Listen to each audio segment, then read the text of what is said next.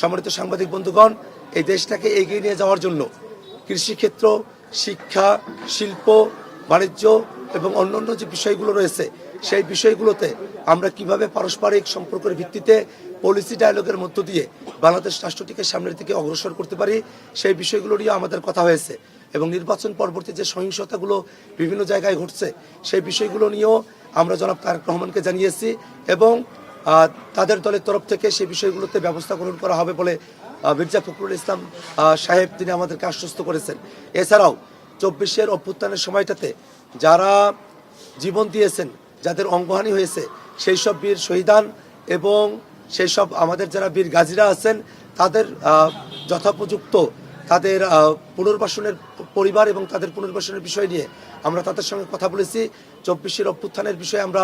জনাব তারেক রহমানের সঙ্গে আমাদের কথা হয়েছে। এর বাইরে গিয়েও আমরা জাতীয় নাগরিক পার্টি এনসিপির আহ্বায়ক জনাব নাহিদ ইসলাম ফুলের তোড়া দিয়ে জনাব তারেক রহমানকে, মির্জা ফখরুল ইসলাম আরবি সহ বিএনপির যারা নেতৃবৃন্দ আছেন তাদেরকে তিনি স্বাগত জানিয়েছেন। আমাদের যে প্রতীক শাপলা কলি, সেই শাপলা কলি প্রতীকের একটি প্রতিচ্ছবি, একটি কাঠামো তিনি জনাব তারেক রহমানকে উপহার হিসেবে দিয়েছেন এবং 24-এর অভ্যুত্থানের সময়টাতে একজন শহীদের হাতে লেখা চিঠি, সেই চিঠিও তিনি জনাব তারেক রহমানের কাছে উপহার হিসেবে হস্তান্তর করেছেন। নির্বাচন পরবর্তী সৌজন্য যে সাক্ষাৎ, সেটা বাংলাদেশের রাজনৈতিক কালচারের জন্য একটা গুরুত্বপূর্ণ দিক হিসেবে বিবেচিত হবে, এটাই আমাদের প্রত্যাশা। এই সাক্ষাৎকারে সম্পর্কের বড় আপনাদের মাঝে একটা মনস্তাত্ত্বিক দ্বন্দ্ব ছিল, এটা আগে থেকে 5ই আগস্টের ছিল, একসাথে ছিলেন আপনারা, ধীরে ধীরে এটা দূরে চলে গেছে। সম্পর্কের বরফ কতটা গড়ল আজকে? আমরা এই বাংলাদেশের রাজনীতিতে যে কোনো রাজনৈতিক দল যারা গণতন্ত্রের পক্ষে,